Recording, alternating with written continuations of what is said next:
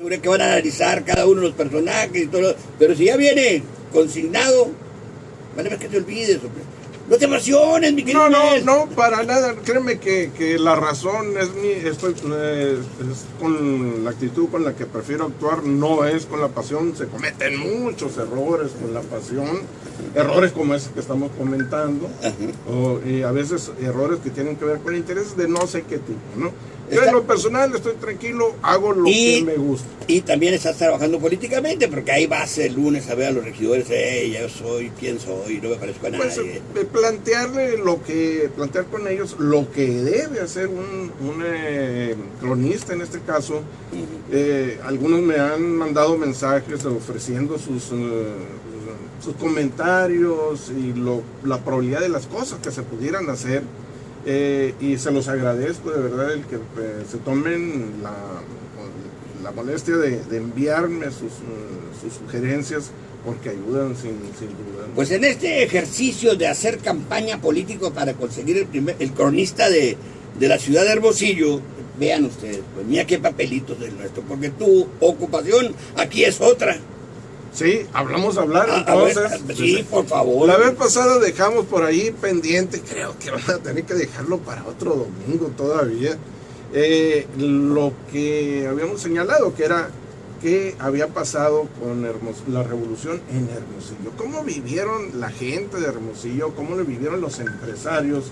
Esos días álgidos del mes de mayo, cuando concluye el proceso revolucionario en su fase armada del maderismo. Me tocó hablar con un revolucionario de Topahue cuando vivía hace tiempo, y ya se nos adelantó pues, y ese viejo revolucionario me hablaba del paso de Villa por aquí, pero por lugares cercanos a Hermosillo. Hay quienes manejan que llegó y cambió de caballos aquí en el Real del Alamito, precisamente en la hacienda de los González, precisamente. Sí. Pero se adjudican los habitantes de Topahue, que también por allá pasó, y no pasó por todo Hermosillo, sino que por alguna parte tuvo que haber pasado. Hay antecedentes del paso de los villistas por aquí. Lo que pasa que en el Real del Alamito fue prácticamente una de las fases del combate que terminan finalmente en Hermosillo. Prácticamente lo que es la fase de ejército formal de Villa desaparece, se regresa a Chihuahua. En su paso pues sabemos lo que sucedió con algunos pueblos donde pues, incluso fusila a algunos habitantes de las comunidades. Aquí me dicen, soy muy condescendiente, los González ahí, sí, hombre, quiero caballos, sí, quiero comida, sí. Pero todo eso a todos les sucedió, porque obviamente recuerda que las tropas se movilizaban básicamente a caballo. Era caballería la que predominaba en aquella época para los desplazamientos de los ejércitos. Claro, el ferrocarril, pero pues no siempre se tenía la disposición del ferrocarril. Y bueno, mira, recurriendo a correspondencia, a los archivos y demás fuentes de información, pues encuentro algunas como estas, que ya hemos visto como el 11 de mayo de 1911, pues todos los temores de algunos habitantes, empresarios en particular, como José Camus, pues tenían temor a dos cosas, dice. El ejército y el Estado les pedía comprarles caballos, pero no querían venderles los mejores caballos. Entonces dice, lo que hay que hacer es que escoger aquellos y separar los mejores y ofrecerles los que no están tan en buen estado y que se los compre el ejército y el Estado. Dice, ¿por qué? Porque si no les vendemos, dice, finalmente lo que van a hacer es quitarnos. O van a venir los revoltosos y nos los van a la malagueña. Nos los van a quitar, ¿no? Y los peores temores de por allá del mes de abril de 1911, para el 11 de mayo de José Camus, se cumplieron. ¿Por qué? Porque finalmente ambos cumplieron sus amenazas. Primero el ejército federal, el Estado, y finalmente los revoltosos visitaron sus ranchos, sus haciendas, y se llevaron bestias para el desplazamiento de las tropas revolucionarias. De ahí pues sucedió que aquellos aquellos grupos de rebeldes, de revolucionarios que todavía no aprendían a combatir, que era más divulgación de su postura revolucionaria y de por qué estaban en contra de Porfirio Díaz y de los grupos locales, pues habían logrado aprender las artes de la guerra y iniciaron un proceso de avance, de una estrategia de golpear y retroceder, pero sin hacer combate formal. ¿Por qué? Porque uno tenía ni los recursos ni los suficientes combatientes como para eso. Pero lo que hacían era obligar a que el ejército se desplazara sobre zonas más estratégicas y empezaron a dejar abandonado el resto de los pueblos de Sonora. De hecho sucedió que parte de esa estrategia fue quemar puentes, dejando incomunicados a las tropas federales, sobre todo a las de Magdalena y Santa Ana, y hacían o generaban que la ciudad de Hermosillo se quedara aislada, incomunicada, pero sobre todo que esa incomunicación empezaba a gestar un ambiente de conflicto, de caos, de duda, de zozobra, porque no sabían qué es lo que estaba pasando, cuál era la información real, qué tanto habían avanzado las tropas, qué es lo que estaba pasando, pero llegaban noticias como en el caso de que se decía de que las tropas maderistas estaban a punto o ya habían asaltado lo que era el puerto fronterizo de Ciudad Juárez en Chihuahua.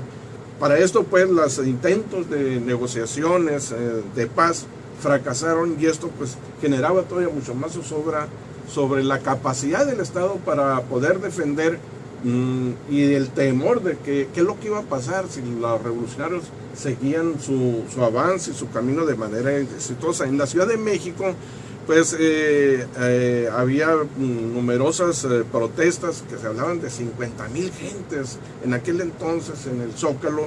Simplemente eran concentraciones de población, monstruos, así se le decía, pero lo que buscaban y que ya necesitaban era pues que el señor presidente tomara la decisión de renunciar o no, dado que es lo que le estaban reclamando. A esto también podemos ver que ya las tropas revolucionarias atacaban Ures, había un combate en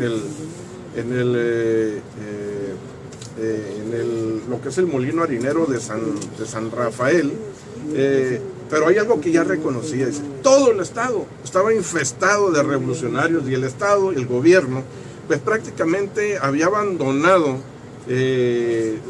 la lucha en muchas partes del Estado ante la posibilidad de tener más tropas y con que rechazar a los revolucionarios. De hecho, una de las cosas ante este panorama tan gris que se presentaba, lo que hacían los empresarios era, empezaron a enviar algunos de ellos a sus familias poco a poco, pero enviaban recursos fuera del país ante el temor de que al llegar las tropas revolucionarias, lo primero que hicieron fuera atacar comercio y atacar los bancos, empezaran a asaltar todo esto. Esto además decía, bueno, si esta cosa empeora, nos vamos a ver obligados a enviar a los tíos, a las hijas, a los primos, dice, fuera de aquí, y los recursos iban encaminados a eso. Eran familias como los Aguilar, empresarios como los May y otros, pues prácticamente se empezaban a ir.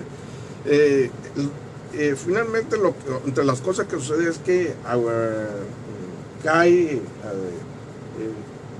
digamos, Ciudad Juárez y cae Agua Prieta también. Y desde ahí, Juanque Cabral, un empresario, un minero topógrafo que había hecho negocios con los Camus, pues había enderezado ya sus tropas sobre Cananea. Y el temor era también que cayeran. Y había que prepararse en ese sentido para defender Hermosillo. Dejemos el gran final de tu historia para luego la romántica que tienen el grupo, ¿cuál es? El mexicano, el autor del Caballito, pues, es también invitado especial de la Caliente para que forme parte del programa estelar que tienen en el cierre la Expogan. Ismael, es un capítulo nada más el que termina porque no termina todavía. No, la semana entrante todavía vamos a ver, y ya para concluir. El siguiente episodio. Por lo pronto te diré que, bueno, la ciudad estaba siendo preparada para la defensa, elaborando trincheras, zanjas, los puntos más elevados utilizando como una forma de observar los movimientos en el horizonte, pero estaban algo muy seguro, dice que estaba ahí Torres, el gobernador, estaban en Hermosillo, y que había 2000 elementos del ejército, y que seguramente iban a defender hasta quemar el último cartucho. Pues fíjate que el último cartucho no se quemó, porque pues la familia del general Torres y otros empezaron a huir. Cuando se empezó a ver que cayó Agua Prieta, Cananea, y que las tropas estaban agrupando para venirse sobre Hermosillo, pues se generalizó el caos. Y me quiero imaginar lo que debió haber sido la estación del ferrocarril en Hermosillo en ese momento, el 17 de mayo de aquel año, porque José Camus dice: como les digo en mi telegrama de ayer, Amelia de Torres y demás familia salieron para esa ayer mismo, y muy pronto se irán la mayor parte de las familias de Hermosillo, pues todos los días salen los trenes cargados de pasajeros a reventar. Yo imagino que peleándose por un lugar para poder escapar de la ciudad. José, curiosamente, obligando al personal del ferrocarril a que le colgara más carros. Así es. Finalmente José se queda para tratar de rescatar y defender los negocios, una actitud muy heroica que yo no sé si había sido lo más prudente, pero que ya veremos a ver si eso resultó o no. Pero él decía también que al irse todos los grandes jerarcas, se quedaron los políticos de menor